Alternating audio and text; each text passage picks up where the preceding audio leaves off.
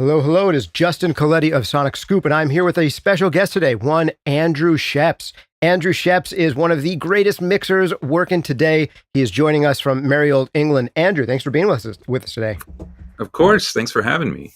Yeah, if you didn't check it out yet, Andrew just did a full-length masterclass with us where he takes us under the hood of a mix from an artist called Low Roar. Absolutely beautiful track, beautiful music, and beautiful mix. Really immersive stuff. In more ways than one, I think, you did an Atmos version of this mix, Andrew, which people can hear, and you can go out and hear the Atmos version. But even just listening in headphones, you were able to show us some binaural stuff that people in the chat were saying, like, wow, that binaural stuff, like the movement is super cool when you were able to do that. That's awesome. And yeah, it was great to hear it translate down to stereo. I've got to say, I've been a fan of a lot of your work, for decades now, but in recent years, some of your work on the Hozier records, I think, are some of the most cool ways of melding together like atmospheric sounds with like good pop arranging and just beautiful records there. We're going to take questions from the audience. Before I get into audience questions, I just want to start off with questions that are going to thank our sponsors. All the MixCon Masterclasses are free to the public. Thanks to our sponsors. Sponsor on this one is my favorite headphone brand and Andrew's, Audeze. So where's my camera? There's my camera. Been wearing them all day. Beautiful. I think this is a great first line of questions. How, when, and why did you switch to Audeze headphones? Because you've been famous for many years now for mixing in headphones. First, in headphones much cheaper than these that I was personally never a fan of, but you learned inside and out. Why did you say, okay, I need to change things. I need even better headphones. And then what's better about them? Well, there's a lot of stuff in there.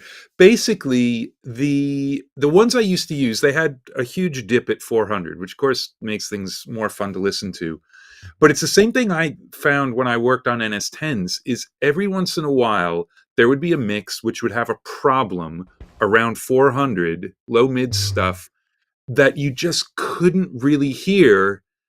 When you took it away and came back, you'd be like, oh, okay, I kind of hear what's going on. But it didn't sort of hold its hand up and said, you need to fix me. But it didn't happen that often. And these were headphones I was used to, so I was using them. And then, especially once I started doing more immersive mixing, I just thought I need to try some stuff. And I actually met Chris Behrens from Audeze in a cab in New York during AES years ago now. We shared a cab back uptown towards the convention center.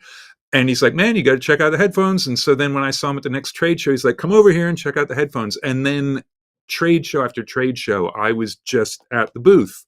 I think I said in the video, switching back and forth between the different models. And it took me a minute.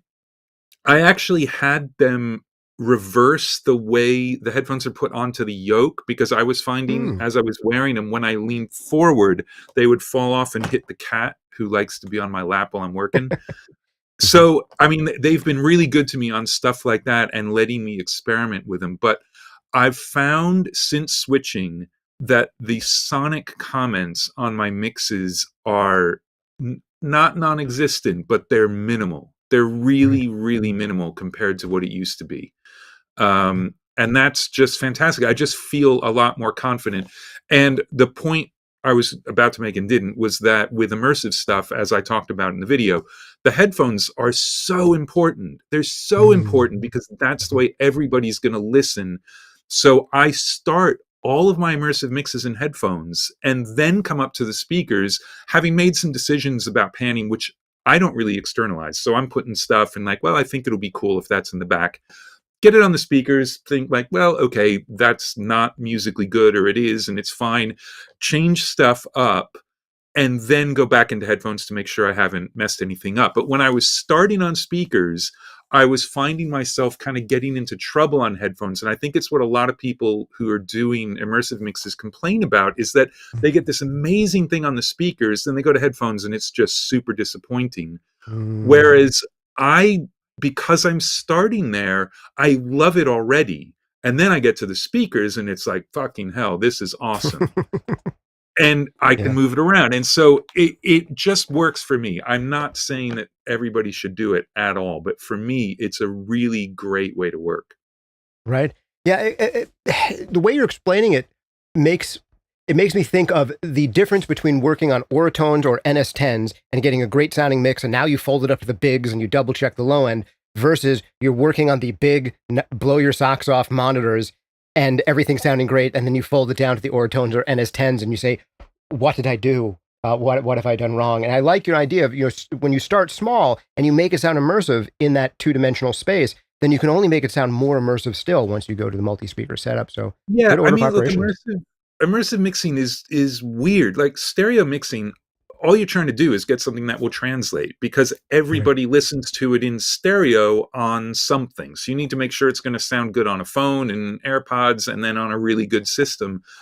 But with immersive, you need to make sure it works in a different number of channels. And that's crazy. So the ability to monitor the headphone stuff in real time, without that, I think we all would just give up. Like Mhm. it would be so impossible. But the fact that we can, and I can immediately hear metadata settings with the headphones for Hmm. Atmos and make decisions based on that. And then that can translate to the panning. And whenever I've gone to speakers and it's been something I didn't like, I've never compromised the speaker mix ever.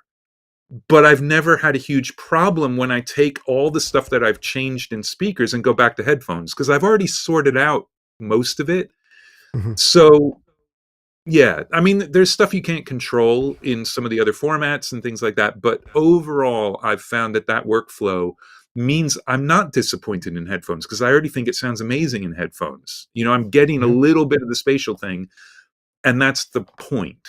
And Sweet. also, I'm figuring out the distance metadata while I'm mixing. So the mix is actually based on that as well. And that doesn't exist when you get to the speakers. But I already know what's going to work and what isn't in headphones. So I don't get this great speaker mix, then go into headphones and feel disappointed and try and figure out what to do. So Yeah, psychologically, it really works for me too. that makes a lot of sense. Now, before we move on to other topics, last two headphone nerd questions. I figured we'd front load the headphone questions because Audeze helped make this one free to the public and all that stuff.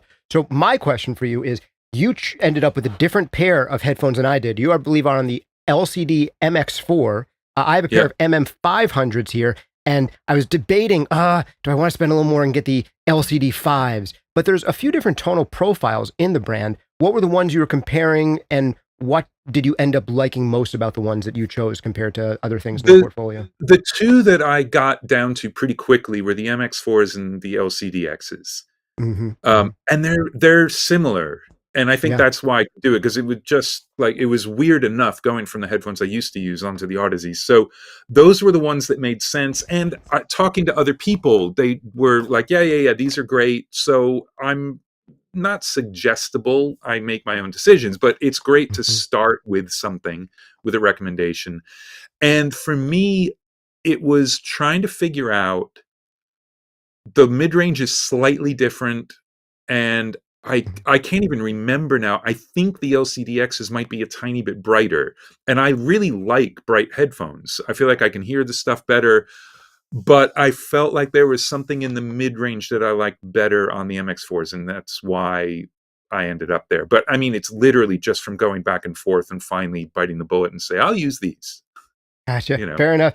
I'll just add my quick 2 cents, which is one of the reasons that I like the Odyssey stuff so much. I discovered them at trade shows just like you.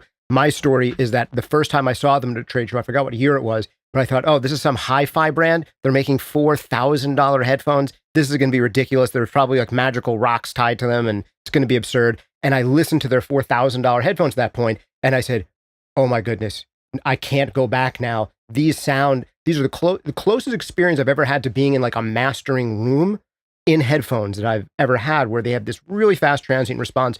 The subs, like you can make decisions about 40 and 50 hertz that are accurate.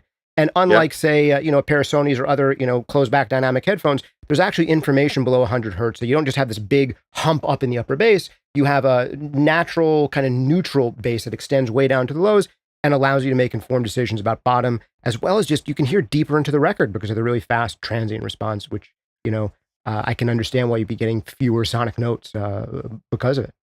Yeah, and some Beautiful. people don't like how heavy they are, but I really Yes, like they it are now. heavy. They're Yeah. really comfortable. I've It's like wearing really nice earmuffs that sound good. Totally, man. It is weird at first, like, whoa, these are heavier than normal headphones. But now I put on normal headphones and I'm like, oh, wait, they're on my head. Oh, yeah, I Yeah, forgot. and then Okay. then you make the weird psychological thing of like, well, these don't have any low end because they're not heavy, Oh, yeah, yeah. It's all which is connected ridiculous. in our senses for sure, man. All right, Yeah. last quick headphone question here comes in from Big Bite Records that came in during the stream. He says, I recently got a pair of LCD X headphones and I apply a correction curve in Pro Q to match the Harman curve. Does Andrew apply headphone correction? And does he find any crossfeed useful for either stereo or Atmos? So I do not use any correction software ever, just cause I get the thing that I think sounds really good and use it as is. I'm not saying that's right. It's not like a purist thing at all. Though correction software used to be horrible, but now that it's all Mhm. single filter, you don't have these weird phase shifts. It doesn't sound like it's kind of gone through a shredder and gotten taped back together, which 10 years ago with the correction software it did. Mhm. But no, I have just acclimated to the sound of them, which I really love. And the crossfeed thing, if you've watched any of my stereo mixing videos where I really break down the mix and like there's a new one out there with me going through my template, I have a little bit of stereo widening on the mix bus on almost every Mm. single stereo mix I do. That gives me crossfeed. So I'm actually Mm. hearing what the final person is going to hear. I hate hearing something that the end consumer isn't going to hear. It's why I don't make like a loud version of the mix for the band. The mix is the mix is the mix is the mix, and that's it. And some of my mixes are quieter and some of them are louder, but it's just per song. That's what it needs. Yeah. So I don't use any of that, but a lot of people do and love it.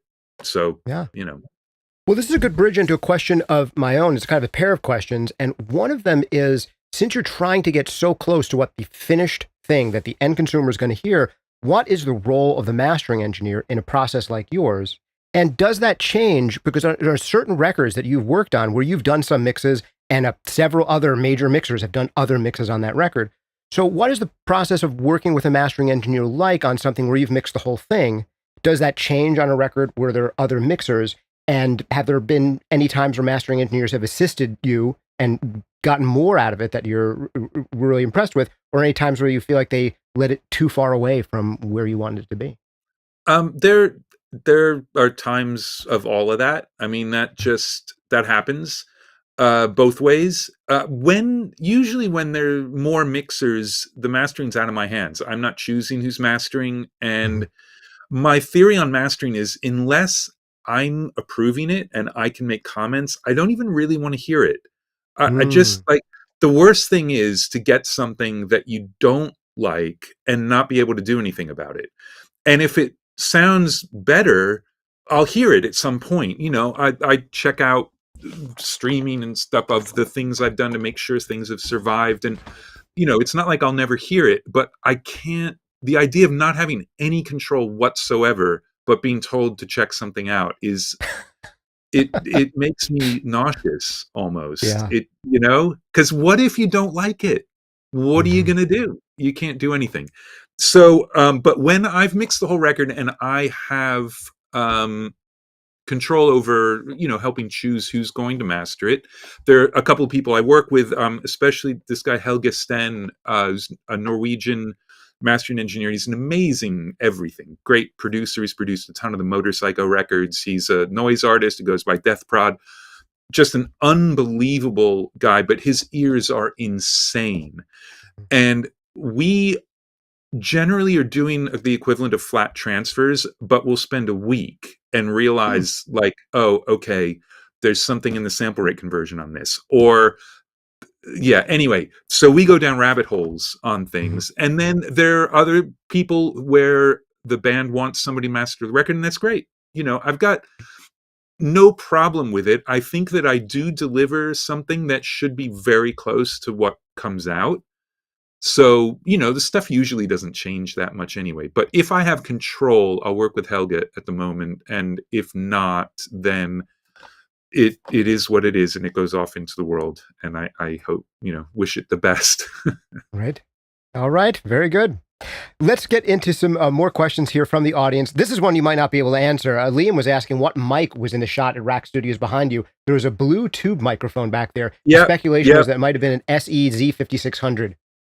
No, it's Yeah. just an old U47. It's a Okay. super old U47, and we originally, I don't know why it even came up. Originally, we were going to set it up and record my voice with Mhm. it, and Yep. we started to set it up, and it was just this gigantic thing in front of my face, and we're Hmm. supposed to be filming, and we thought this is really stupid, and I put the lav Yeah, on, and that it's was too it. much. Fair enough. So All right. yeah. Digging it. Just had a weird bluish hue, I guess, where it was in the back there. All right. Some questions here pertinent to Atmos. Stu Maxwell writes, Andrew has mentioned on some other videos that he only uses object beds rather than using a normal bed. Is this because he noticed any audible differences, or is it just a convenience kind of thing? It's a really long answer if I really talk about it, but basically, Mhm.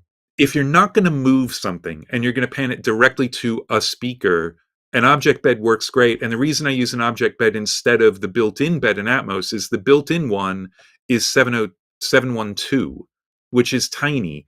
906 is the biggest sort of discrete speaker setup that the renderer handles before you go into array mode. So 906 is what my object beds are, even though I don't have a 906 setup. So when I pan to a speaker, it's exactly like I put it in a separate object and panned it to the speaker.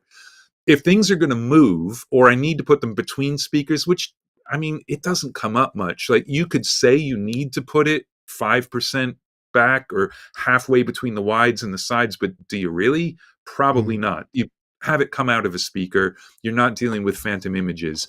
But as soon as it's going to move, I do use objects. But the reason I use the object beds and my Atmos template, I have 3 objects left over if I use everything in my template because I've got 4 906 object beds. So that's 60 objects right there, but it's one for each headphone metadata setting for the Atmos binaural because I can just switch mix buses if I want to hear it in mid.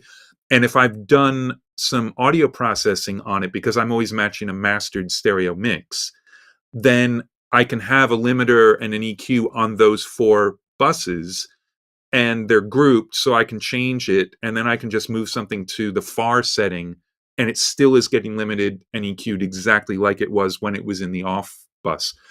It's very complicated, but it means That will that it's make sense to very, very 5% fast of to people work. tuning in right now. And for the other 95%, we'll move on to the next one. But for the Yeah. 5% who are going to appreciate that, they're going to really appreciate it. So thank you so much for sharing that. This one might have more crossover both to stereo as well as immersive. It's Stu again asking, any tips on making something feel spatial but still very dry? I often find myself relying on reverbs to put things around the room in a realistic way, but this approach won't work for something that needs to be dry. Just adding sound to the other speakers without changing in some way only adds volume and doesn't sound realistic.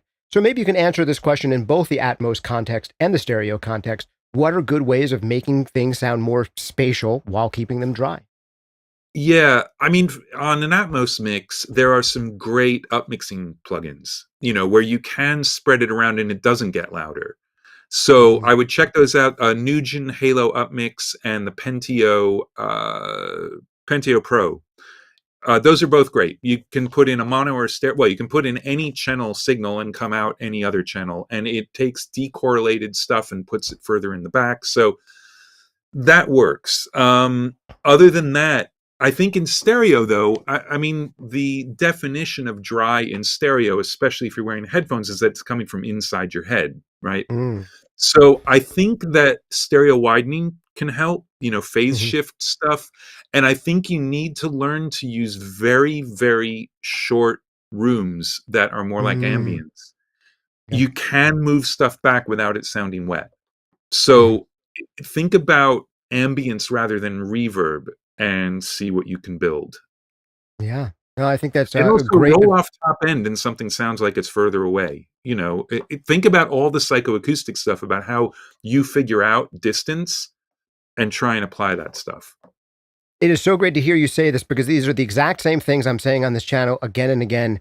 Um, a lot of people not recognizing, um, first of all, that you can have front to back comes from a few different things. One of them is top end versus bottom end. There's also this glued to the speaker kind of sound you can get with close mic sources, where a lot of the best mixers are using these shorter, darker reverbs that don't even sound like reverbs. They just sound like the instrument's now in a space instead of being glued here. So hearing you Yeah. say that stuff is absolutely wonderful.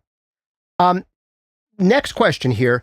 There's a couple people are piggybacking on this. Benj says, what about using delays in place of reverbs? Is that a way to help things sound more spatial without sounding overly wet? What's your thought there between the interplay between delay and reverb? Why reach for one rather than the other?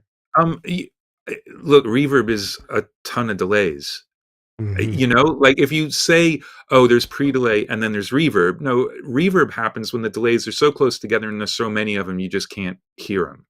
And it just sounds like reverb. So you can absolutely do it with delays. And I think if you want to do something like that, it would be short delays and roll all the top end off, because the more top end there is and the longer they get, the easier it is to hear that it's a delay instead of just a little bit of spreading. It's basically, you're like smearing time by adding reverb or delay. And if you make it discrete, then now it's an effect. It's like the Elvis slap is not adding spaciousness, it's adding slap.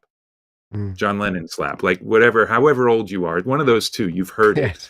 it. So yeah, treat delays like you would reverbs too, and try using reverb plugins set to only give you the pre-delays, because it's a different kind of curve as to how they tail off, things like that, and they get a little bit more random. So yeah, but absolutely delay would work. Beautiful. All right. Really specific question for you. This one, I believe, is from Liam. It says, what was your favorite part of engineering the Linkin Park album, Minutes to Midnight? Do you have any specific memories of that album? And he specifically is interested in the track, What I've Done. Any memories about working on that one, or anything that stood out to you about that record, or what you wanted to accomplish? I mean, I don't know really. That record, we're just in.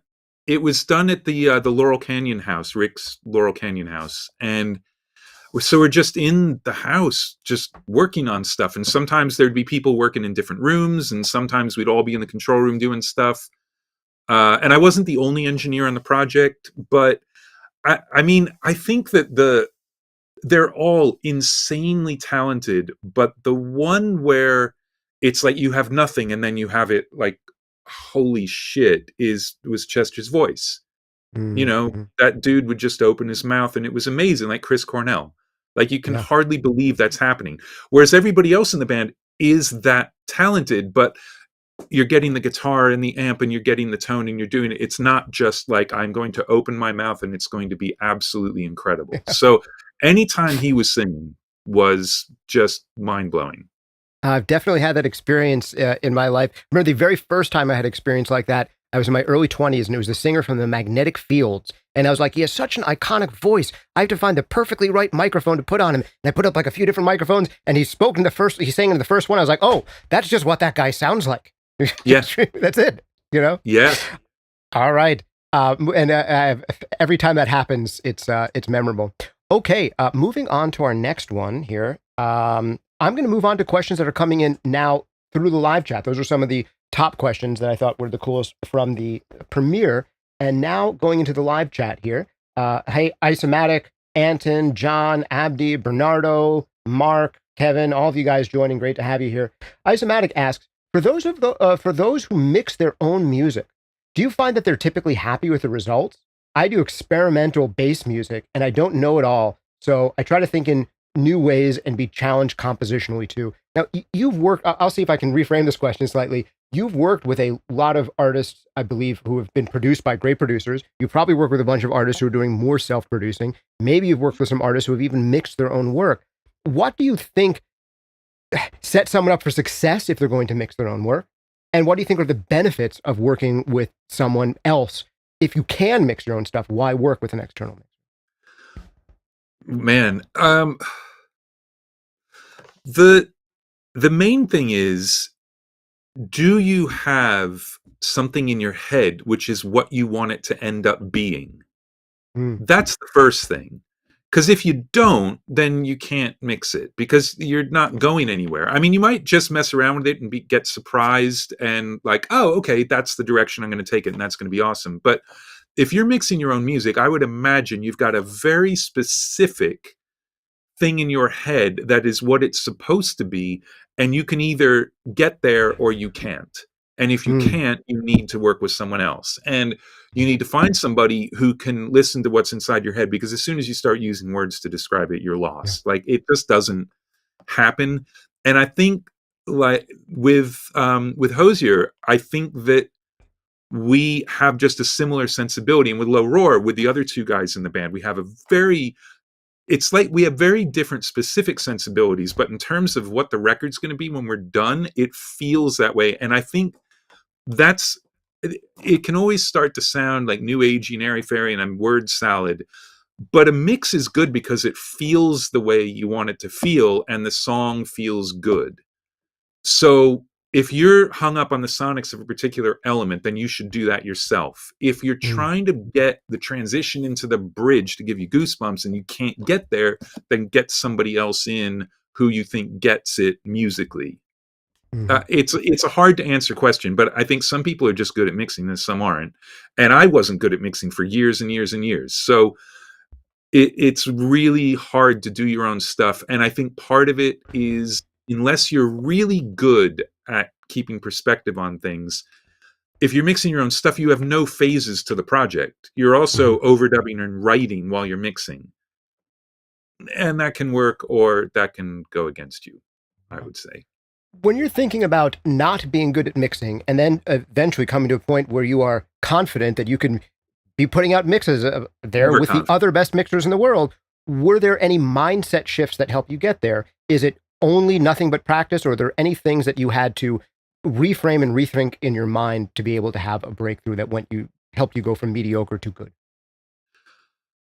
I mean, I still am terrified every time I send a mix. Mhm. That'll never change. Mhm. Unfortunately, my imposter syndrome is insane. It's off the charts. So there's that.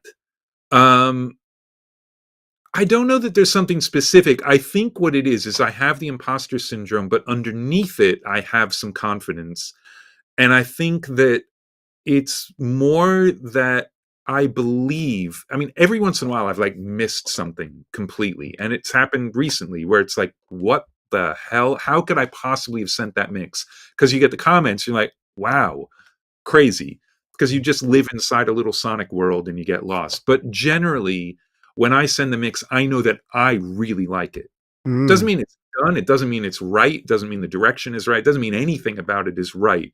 But it means that I would be happy if that came out. And you have to get to that point before you send anything to a client. And I think I'm probably better at believing that, mm, but also I spend a lot more time working on things. I'm probably a much slower mixer than I used to be. interesting. All right. Great to hear. Um, okay.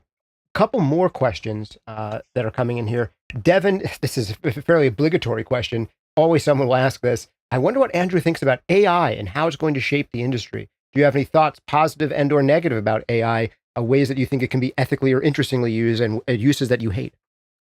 Well, I'll completely ignore the music creation side of it. I don't even want to Hmm. talk about that. It's Hmm. yeah, it's too much. The Nauseating. tools are insane and I love them. Mm. The unmixing tools. I mean, I mentioned it in the, if you haven't watched the video, watch the video, and I talk about how I use spectral layers to separate vocal bleed from piano mics and piano bleed from vocal mics, because the song was recorded with Ryan sitting at the piano and singing loudly. No effort made to separate the microphones, and it would have made it a completely different record. I really don't think that the album would have turned out as well if I hadn't been able to really split those things up the way I did. And that's AI, and it's astonishing. It's absolutely incredible what the tools are like. So I'm all for it. If you're using AI to make tools that help people do stuff better than they could do it themselves, totally into it. To say that you can just do something from scratch, the jury's out. Because like, have our large learning models AI, it used to be that AI had a very specific definition and there wasn't any, and then the LLMs got so big that they act intelligent because they can process so much so fast, and then people just started calling them AI. Can LLMs be creative and come up with something new, or are they just really good at synthesizing? Other people know way more about it than me. And the whole music thing, I don't want to get into, because the legal arguments are really interesting to me Yeah. from a philosophical standpoint. The one thing I'll say is that I was on a panel with a lawyer a while ago about AI and music and all that. And what she said was that no matter what your views are, there will not be a body of law. What there will be is a body of court decisions. This will be decided one case at a time, and those cases will become precedent, and then that's how we're going to figure it all out. Mm. Fair enough. All right, switching topics completely. Another question here. I feel like I could talk to you for about 30 minutes about this one, but we're going to have to move on. Here's another one. I think this is interesting. Someone mentions your channel strip and just says, I really like Andrew's channel strip. For those who are not familiar with it, why did you make a channel strip? What's it like? And why did you do it? And what do you think is special about it? Okay, so first of all, if a company like Waves comes to you and say, would you like to make a channel strip? Like, why wouldn't you? You say yes. The idea started with at the point where I started designing a channel strip, and this was long before I'd even talked to Waves about it. I was like, I wish this existed. It was because I use a small core of plugins in general. I like having a small tool set, and I can work really fast, and I just do stuff based on what I'm hearing, and I'm not like trying to find the perfect EQ. So I was using EQ3, I think, the Digi Design one, and then the Avid one, because if you held down Shift and Option while you moved a knob, it turned into a bandpass filter. You could find a frequency, let go, and just move on with your life. So I would use that. I would use lo-fi and maybe an 1176 compressor. I don't even remember what, if I was going to compress on a track, but I don't do that a whole lot. And I was sick of having 3 or 4 plugins on lots of tracks. And if I wanted to work on something, I had to keep opening up different windows. I'm like, I want all this stuff in a window, and here's what I want. And then when I was talking to Mike Fratis, who was the product manager there at the time, I sent him this PDF that was me just with like partial screenshots and arrows and this whole thing. Like, here's what I want to do. And this was after Parallel Particles. And he just like, what do you want to do? Let's do another plugin. I said, well, okay, this is what I want. And Waves was thinking that they really wanted to do a channel strip because lots of other companies had one. They didn't really have one. They had ones that were based on particular pieces of gear, but they didn't have a Waves channel strip. And I was just really lucky that they decided like, well, okay, we'll put the effort in to yours as it being ours. And I just got to spend a huge amount of time. There are a million different things under the hood in that, which is all just stuff I wanted. So yeah, why wouldn't you do it? So what's special about it, I think, is that it is very low CPU, first of all. I think it sounds really good. And like in the EQ, each band can go fully parametric and it's super clean and just does what it says. But there are 2 other bands on every band of EQ, 2 other modes, and they sound completely different. So like they're 2 mid-range, they're 2 bells, and then they're 2 shelves.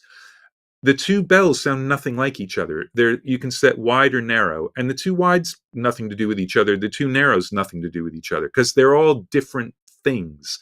The compressor has 4 compression modes that are completely different, but it's unified controls. Level matching totally different compressor topologies is really hard. So when you switch between the different models, the level does change. But just the ability to have absolutely everything in front of you, and you can reorder the modules. So if you want to compress after de-essing or before de-essing, or anyway, I just think it's awesome. And I use it all the time. 99% of the time when I'm putting in a plugin, it's the omni-channel. And the rest of the time, it's probably lo-fi. So, very cool to hear. Or Trans Amp. And this is not the first or only digital tool you've made. I want to shout out another thing. You actually just had a new release of another tool that's supposed to assist people in bouncing. Can you tell us a little bit about your bounce handling tool? Why did you make that? Well, what purposes serve for you and for others? Yeah, it's called Bounce Factory, and I made it because I was sick of bouncing things. I work on my own. My studio's in my Hmm. house. It looks like it's in my house, and it is in my house. So I don't have an assistant. In LA, I would every once in a while. And then I had someone who was prepping sessions for me remotely, but they were really talented, and now they've got an amazing career of their own, and they're not going to spend time doing that. And so they don't have time to print stuff. And I just started doing it all myself. And I found out about SoundFlow, which is this amazing platform for automating stuff, build macros, you can script things. And I just started writing scripts to bounce mixes for me. And it turned into this thing called Bounce Factory, which now there are hundreds of people using it to bounce things. I mean, basically, I can set up a record to bounce mix passes and stems and hundreds of stems because I print really extensive stems for Hmm. immersive things.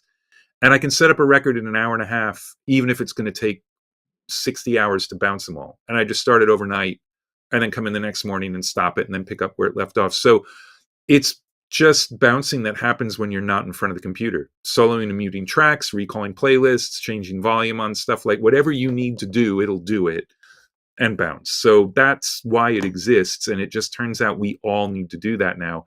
And especially with immersive, the number of deliverables has gone up exponentially. Sure. Yeah.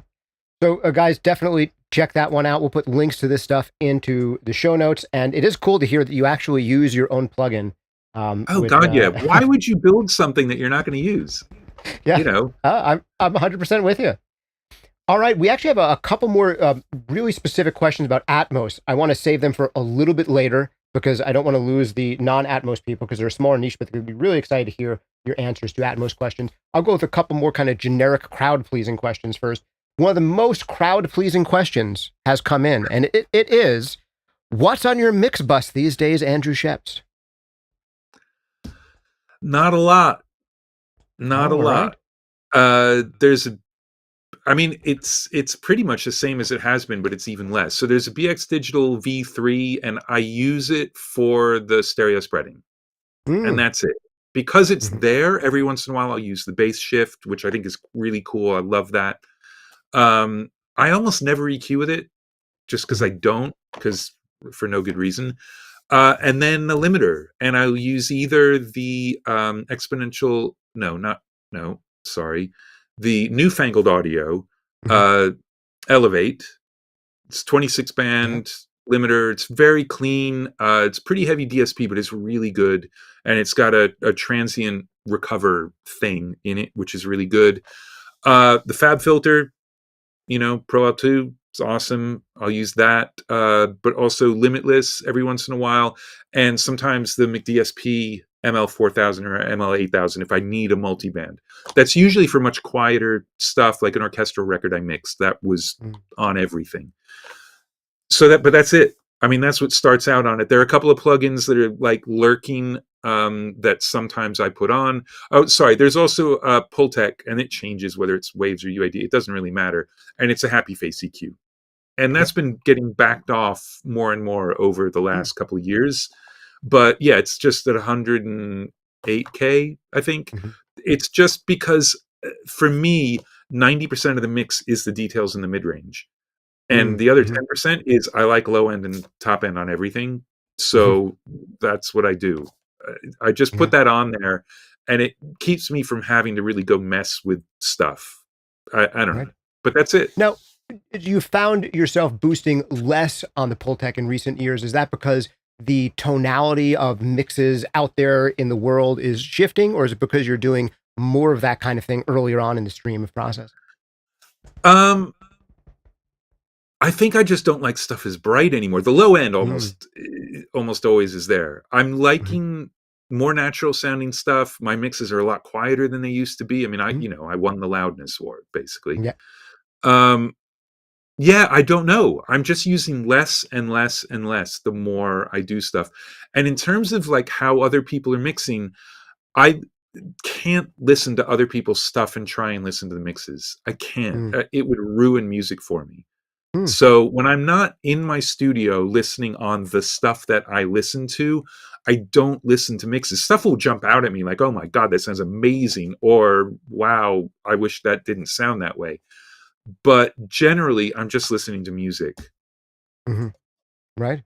Taking off the critical, analytical mix hat, but you put that hat back on in the studio. And when you are listening to records in the studio, is it important for you at all to listen to contemporary records in your space where you're mixing to remind yourself, or you just know it so well after so many years that you're not doing that kind of direct Yeah, listening? I don't do it. If I'm going to listen to music in the studio, a lot of times it's just on the studio monitor speakers Hmm. because they sound really good.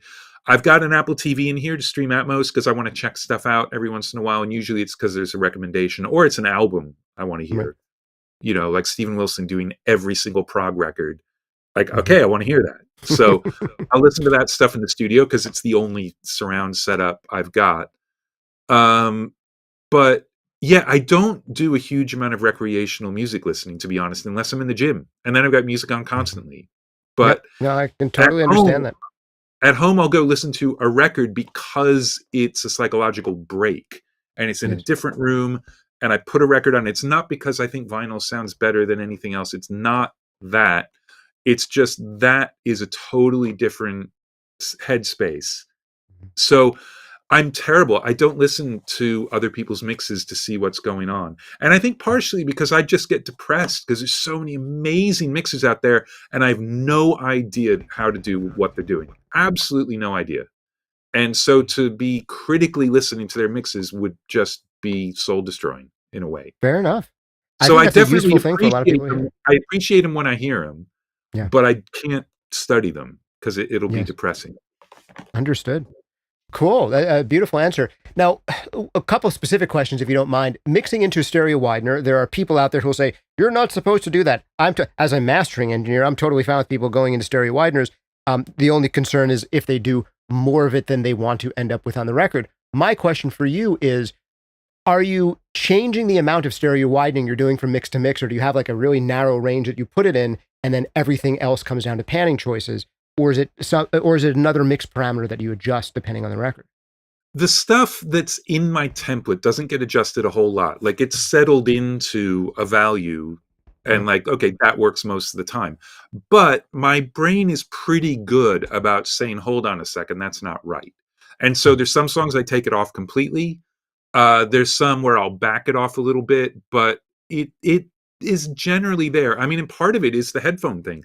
Like it's really uncomfortable if something's hard panned and there's nothing else in the other side. It physically hurts because your brain is freaking out. Like that's not natural acoustically. So that little bit of widening gives you this crossfeed, it gives you some stuff. And like to get something hard left with the widening on, I think I have to pan it to 96. You never Mhm. pan anything to 96. It just Mhm. doesn't happen. So it alleviates that problem. And look, the only way to beat a rough mix is to be louder and wider. Like that's it. Yeah, So that little bit of widening, it almost always works. And when it's not working, I hear it and I turn it off or turn it down. fair enough. All right. Another kind of easy question here, potentially, or at least an interesting one, because it goes back to something we were talking about front to back depth. Defez says, hi, Andrew. How do you bring something to the front that's a lower frequency element, such as a deep vocal or a bass? So I guess he's asking the question of how do you bring things forward that are not necessarily bright sounding sources? You have to add harmonics to them, period. Mm, Like low mhm, end is always omnidirectional. It could be coming from mm, anywhere. You can't localize it because it's not how low yeah, frequency waves work. So harmonic distortion, like that's one of the things I use my channel strip for constantly is the preamp section has four different now choices for harmonic distortion. Two are subtle, one is not so subtle, and one is just absolutely destroying things, but that's how you do it. It's why, a lot of synth basses, you open up that filter every once in a while and there is the rasp and that's how you can hear it. And that's what you need to do to bring it forward. I don't think there's really a way to make low end sound closer because low end just doesn't work that way. yeah. I think that's a great answer. Deep things come forward in the mix by making them brighter, and sometimes you need to add harmonics to them to have anything to make brighter. Yeah, that's a very Yeah. great answer. Brad Cook says he appreciates all Andrew's efforts and his good vibes. I do too. It's been great to have you on so far. We have a few more questions coming in, if you don't mind. Brad also asks, how often are you checking the mix in mono, and how applicable do you think it is these days? Never, and I have no idea. Fair enough. Good one. I All don't know. right. I mean, some people do it, Yeah. and it works great for them. It just doesn't make sense to me. So I just Yeah. don't do it. And I mean, I it doesn't make sense because I listen to it and I have no idea why I'm listening to it. So I go back to stereo. I just don't get it. But a lot of people do use it as a tool and it works Mhm. great. So Yeah, I think there's a I'm lot just of not good the right people these fit. days who are doing more of an acoustic mono thing where it's like there's a stereo source off somewhere to the side and it's kind of reaching them in mono-ish without them hearing it with both ears. And Yeah. that's been instinctively to me a better approach Well, to I it these think days. that's really important, and it doesn't matter whether it's mono or stereo, but to Yeah. have a way to listen where you're not going to be thinking about specific frequencies on specific things, and you'll finally just listen to the balance and make sure you haven't Mm. screwed it up. And I route into using Auxio and Pro Tools. I route into my studio monitor speakers, and sometimes I'll spend an entire day while I'm working on a record only listening there. Mm. Because if I'm listening to Apple Music on those speakers, some stuff sounds absolutely amazing. So my Mhm. stuff better sound amazing on those speakers. And then you come back to something else and you realize like there's some balance issues or like reverb levels are weird, but you can get a lot done. And I think that it's very important to have a listening thing that isn't good enough that you will try and do detail work. Mm. Beautiful. I love it. All right. Very specific one here. International Man wonders, Andrew, do you like that Gullfoss thing? It's the only special trick I've ever genuinely enjoyed. I'm typically pretty strict and precise, but darn, Gullfoss sounds all right. Any thoughts on that tool and that class of tools? I used it a while ago when it first came out, and I really liked it. And then I stopped using it, and I don't even remember exactly why. I've got no problem with one knob tools. I mean, one of the plugins I built with Waves has 4 knobs, Hmm. and that's it. And I wanted it to be super simple. So I think that the thing is you need to have some understanding of what's going on. And you also need to be very honest with yourself that if it's doing something that isn't good, then even if that's only 10% of what it's doing, you probably can't use it because that 10% that's not good is not good. And you Hmm. can't have a mix that's like mostly good. You need to love everything about it or you can't send it off to the client. So it's tough when you're not experienced and it's really easy to just put a one knob finisher plugin on something and be like, wow. But at some point you're going to start to hear artifacts or something you don't like about it and you need to know how do I get inside of it and fix that or what's Hmm. causing it and fix it upstream or whatever. Fair enough. Now, we've had a bunch of questions come in that I've avoided asking you because I think it's a topic that I've heard you talk on other times in the past, but people want to hear more Andrew Scheps on this topic. And it is analog versus digital, or at least analog combining with digital, which is what you do these days. And more the question of what is your setup these days as far as are you all in the box? Are you analog digital hybrid? Are you using your S1? And I've what are your thoughts there about integrating those things? Yeah, I've been 100% in the box now for 15 years. Hmm. I made the transition while I was mixing the first Hozier record, so whatever year that Mm. was. Hmm. Um, it's yeah, for me, it's also about traveling. Look, when I'm tracking, it's analog, right? I mean, Hmm. so the microphones are analog, the sound in the room is analog. So I'll use every piece of analog gear I can get my hands on, and it's super fun. But for mixing, no analog stuff. And there's no such thing as analog versus digital. It's Hmm. whatever makes you happy, whatever you can reach for. And it's like, yes, now it's sounding more like what's in my head. That's exactly what you should use. And if that's a large format console, awesome. If that's 8 Hmm. pieces of outboard gear, awesome. If it's just a passive summing mixer, like whatever it is that makes you happy Yeah. is what you should use. And I've been happy just in the box. I use controllers if I really need to write some automation because I don't want to ride a fader with the trackball. But Mhm. that's not analog. That's just a different shape trackball. All right. So The yeah, last question I'll ask around this topic that is fairly specific is Casper, who writes in asking, do you do anything processing to de-digitalify a mix? Or is no, the source material already vibey? You use NSL no, console no, saturation, or it's no, not even a way of thinking. no. Yeah. I don't. I totally understand why the question's asked that way, Yeah. but I would argue that that question makes no sense. You don't de-digify it. It's okay. Here's the thing. Yeah. I'll just, this is one of my little diatribes, and I'll just say it, and not a diatribe. Like, I'm not.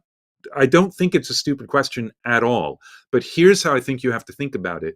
Analog gear, no matter what it does, is also a filter and a noise generator and a harmonic distortion generator. Every single piece of analog gear has those three things built in, even if it's supposed to be a really super clean EQ. A GML EQ has that built in because it has analog electronics which make noise. It has a transformer or something like that to block DC. That's a high pass filter. It can't pass every high frequency in the world. Some pieces of gear are cleaner than others. Fairchilds destroy things even if you're not compressing. And they're awesome. So when you're mixing all digital, I don't think relying on just emulation plugins is necessarily the best way to go. But what's great about it is you have control over filtering and harmonic distortion and noise, but you have to learn how to do it. And that's why there's harmonic distortion as the very first thing in my channel strip. I use harmonic distortion all over the place. So I suppose you could say that's de-digitalizing because digital doesn't have it inherently, but it's not because I want it to sound more analog. It's because I like the way that sounds. But the ability to only put it on certain things is genius. I mean, the reason I moved in the box, other than logistics, was that I was completely sick of how my incredibly awesome 64 input Neve 8068 was sounding in a certain way. And the stuff I had in the mix bus was screwing up in a certain way. So there was parts of it that were amazing, and there were parts of it that I could not control. Now I can control everything. But you've got to learn how to put that stuff in your mix. So Yes. just, there are a million different clippers and things like that. Just start using those, but don't think of it as de-digitalizing. That's a good word to use. I like the word, but try not to think of it that way, because what's happening is you're presupposing that there is something that would be better if only you could afford all that gear. And that's Yes. not true. It's not true at all. Mhm. There's so Mhm. many horrendous mixes done on $500,000 worth of gear. And there's I've so done many some of them. incredible mixes being done by people in Ableton on a Mhm. Windows laptop. Like, it's all about the way you hear music and the way you manipulate things. So just start using even noise generators. Like, there are a bunch of lo-fi plugins that'll put noise in. Start messing around with harmonic distortion and love the fact that it's digital and you can recall it and you have control over it. I think that's a Ah, beautiful answer, and I think you're right to point out that it's, in a way, a wrong way to frame the question. And again, I wouldn't criticize Casper at all for asking the question. It's a no, not natural at question all. to ask.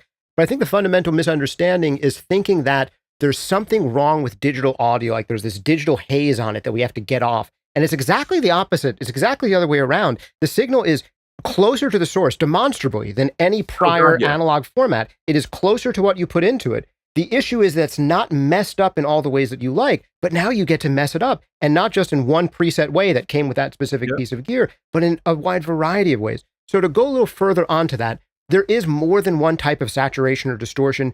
Now that you create these separately, and they're not necessarily ingrained in your compressor or ingrained in your EQ by just matter of necessity, is there a way that you think about different types of harmonic distortion and different ways to use them? Like, I use this type of tube saturation to do this. It gives me this kind of feeling, and this kind of saturation to do that. Do you think about it that way at all, or is it No, not so cognitive? I've got three versions in my channel strip, which we spent some time on, and I just use those. No. I love the tiny little, when I'm doing a seminar, I talk about like building a parallel compressor. And the trick is that I say, if I had to go through every compressor plugin I own, and I sort of open up my plugin list and I start it scrolling, and I can talk for a couple of minutes and it's still scrolling. I have all those because people send me stuff to mix, and that's been happening for 20 years. And Right. so they all come in with plugins I've never even heard of, and I get the demo and think like, wow, that's actually really cool. I don't want to have to replace that, so I'll buy the plugin. And I have a million of everything, but I think that you need to have a very, very tiny tool set, and you'll know when you have to go down the rabbit hole to find the right thing. But you can do 90% of what you need on any mix with a couple of plugins. You really Mm. can. And I think that if you learn a couple of tools inside out, you'll actually be happier. And to go back to the question, just don't let something you don't have be an excuse for why you don't like your own mixing, because Mm. it'll make you stop working on it. You'll just say, Mhm. well, yeah, but I don't own a Fairchild. You'll never own a Fairchild unless, well, I mean, it's possible to own one, but most of us would rather buy a house. So don't let the lack of a plugin or a piece of gear or a way of working or anything make you like give in and say, well, can't do it. I don't have the stuff. You have the stuff. The built-in plugins in every DAW are amazing. You could absolutely make records with nothing but the stock plugins. Mm. Great. Well, we're coming up on an hour here. I think that's a really beautiful way of putting it. So I'm just going to go through a last couple of questions here around specifically Atmos. Before we get to that, I have to shout out a guy who comes here for every single one of our Q&As, and he asks the same question every time. His name is Bernardo, and I can't not ask this because it's now become a habit, and this is what he gets for showing up. He wants to know the most important question that he likes to ask every MixCon guest, which is, what is your favorite sandwich? My favorite sandwich, that's a very good question. Wow. Okay, so here's a weird one for you. The first answer I'll give, it's not technically a sandwich, but I actually really Mm. like this. I try not to go crazy on bread because I was getting a little overweight and stuff. And so the last 3 years or so, I've been trying to take care of myself. Mhm. So I have found there's a company called Frida's in Cornwall that makes peanut Mm. butter that is flavored, and they have a chipotle peanut butter, Huh. which is awesome. That with a little strawberry jam, but not on bread, rolled Mm. up in a flour tortilla. So it's like a Hmm. peanut butter and jelly burrito. It's like a crepe Awesome. almost, Kind of. Kind of. but like But just, a not savory heated crepe. up, nothing, Yeah. just like it. So I really like that. I love a good tuna sandwich and coronation chicken. I like a coronation chicken, I would All say. right. Since we're asking these personal questions, I have to ask another one, which is, if I look at you, photos of you from 20 years ago, you had a beard and longish hair compared to the regular public. But at a certain point in your life, you said, screw it, I'm going full on sage. I'm just doing it and I'm never cutting the beard again. Was there a time where you said, did you just notice it got that long? Was there a certain time where you said, I'm just not cutting anymore? I'm not doing it. When was it that you said you would embrace your inner sage? Well, basically, I hate getting haircuts. I hate shaving. It's really boring to me, and I don't like the way I look so much. So to spend any money on it seems really like, why would you do that? Hmm. So I just stopped getting my hair cut and stopped shaving. I mean, I'll trim this. Like our daughter's getting married in November. I'll probably trim the really scraggly bits. I don't touch it. This is just what grows out of my head. And I feel like because of that, I'm allowed to look like this because Yeah. it's not like I've made a conscious decision. I've made a conscious decision to do nothing. Yeah. So, you know, I'm lazy and actually, it could be a lot worse. I'm Yes. okay with it, the you know. the byproduct of seeming incredibly profound and intelligent is just a happy byproduct on top of the laziness that you get thrown in there. It definitely Yeah. adds to the profoundness. Obviously, you're profound and intelligent, but it helps sell it. So I'm just going to say it's a good way to go. And I like people who really look like themselves. And I think that's what Well, happens when you the stop caring too much. You just look more like people who yourself, you say know? to me like, "Oh man, I wish I could get a beard like that." Well, just stop shaving. You know, Done. don't trim it. It's like it'll be some certain. And I thought, man, I was going to end up with like a Lee Sklar beard. Hmm. This is how long it gets. Like that's it. Fair You enough. know. All right, back on to the audio nerding. I do have to ask the last couple Atmos questions to just seal things here.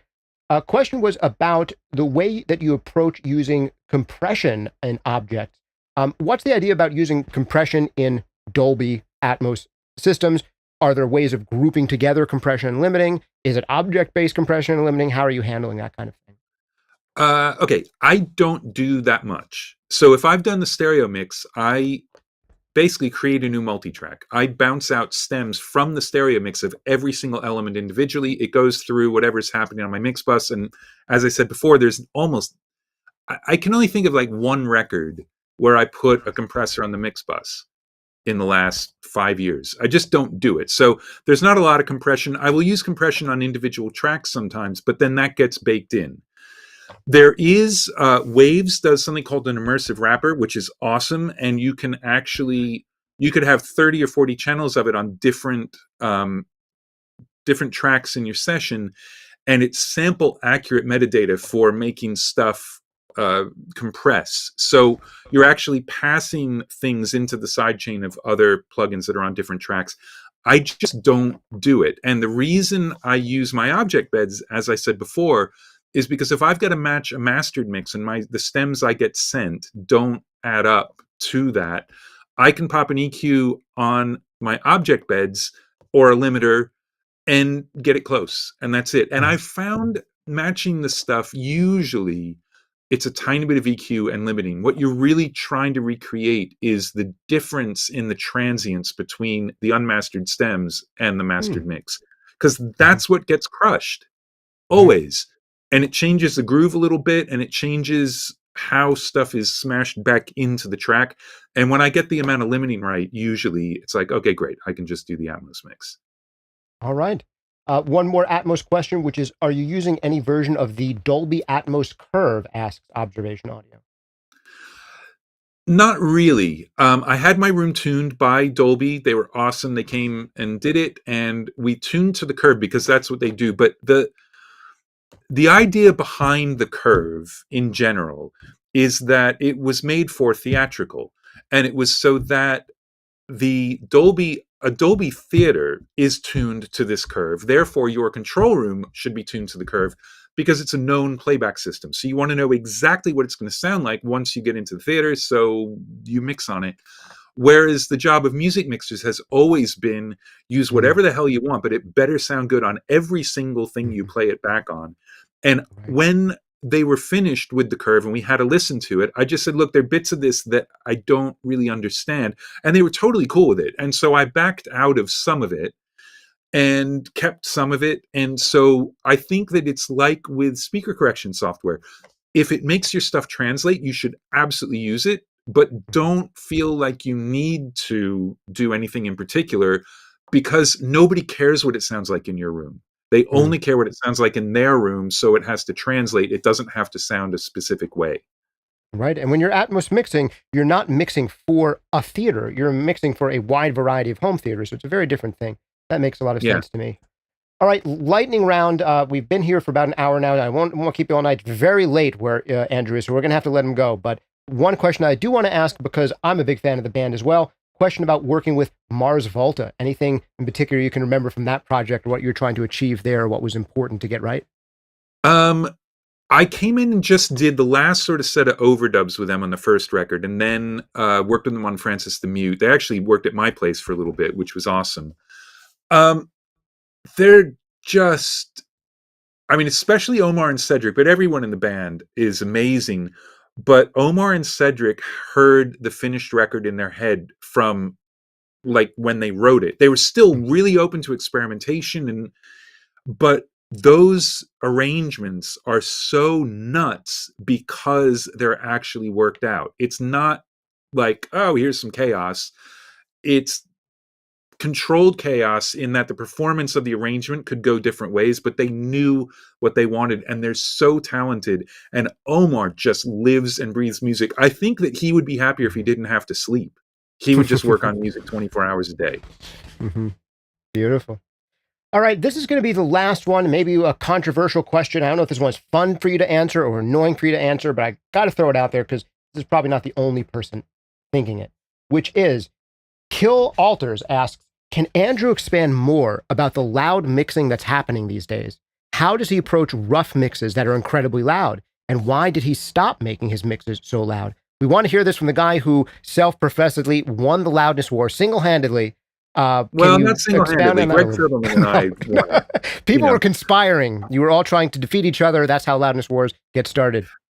well, first of all, in pop, I think there probably was a loudness war. In the records we were making, that's just how they sounded. So we're not going to bother talking about that. But we were never like, okay, there's the mix. Now let's see how loud we can get it. That wasn't the thing. So I think that the thing that has been this catalyst kind of for me trying to bring stuff down a little bit and open up some space has been doing the Atmos mixes, because you have to deliver at minus 18. So Mm-hmm. the more consistently loud a mix is, the quieter it's going to be. I don't want to get into LUFS, the integrated loudness across the thing of song, because it drives me absolutely nuts. It's why you can't understand the dialogue on any movie anymore, because the quiet scenes are so quiet to make up for how loud the loud scenes are, because you're averaging it. And you say, well, Mm-hmm. it averages that. But at times you could be 12 dB above what you're supposed to be delivering, because then for a lot of times you're 14 dB below it. Yep. Anyway, but it meant that I started making things work with more room in them. And then that's translated a little bit into stereo mixes, but I was doing it anyway. And now when I deal with a loud, rough mix, I won't send comments when I send a mix. I just say a mix is up. Because if you're starting to explain things, it just means you haven't finished. But at this point now, I'll say, and if you're going to A-B with a rough mix, turn the rough mix down 2.5 dB, 3 dB, like whatever it is. And realize that the verses on the rough are going to sound way louder than on my mix, because there's a big difference when you get to the chorus. And I thought that was going to be hard for people. And so far, it hasn't been that bad. There are a couple projects where they're really loving it being smashed up. They just love the idea of like a slab of stuff coming out of the two speakers. The And that's density of it. totally fine. And I get it. It's all I used to do. But I'm just enjoying the sound of it. I mean, your taste changes. Maybe it's because I'm getting older or whatever, but you just hear things differently. Sometimes I hear stuff I did 10 years ago and think like, man, I wish I could make stuff sound like that now. And sometimes I hear stuff I've done and like, what was I thinking? Like, I really don't like that anymore. So I think my taste has changed, and it changed partially from doing the Atmos mixes really helped that. Wonderful. Well, I think that's a great place to end it. Andrew, it has been absolutely fantastic to have you on here. In case you guys haven't seen it, Andrew did a full masterclass with us. It's over an hour long. You can check it out right here on this channel. Big shout out and thanks again to Audeze. Those guys helped make it free to the public. MixCon couldn't happen without them. Andrew is a user. I'm a user. I listen to every master that I do on my Audeze headphones. He listens to every mix he does on his. So definitely check him out. They make stuff as cheap as $400 and as much as $4,000 or $5,000, and they're worth it at every stage there. They're great. They're really, really great. Wonderful. Also, big shout out and thanks to you guys for joining us. Just a quick reminder that we are giving away more than $10,000 worth of free gear, including Audeze headphones. So go over to mix-con.com. That's mix-con.com. There's 3 chances to win more than 10K worth of free gear. Yes, people really do win it. Go and sign up, mix-con.com, and you can RSVP for more presentations like this. Thank you for everyone who joined us live.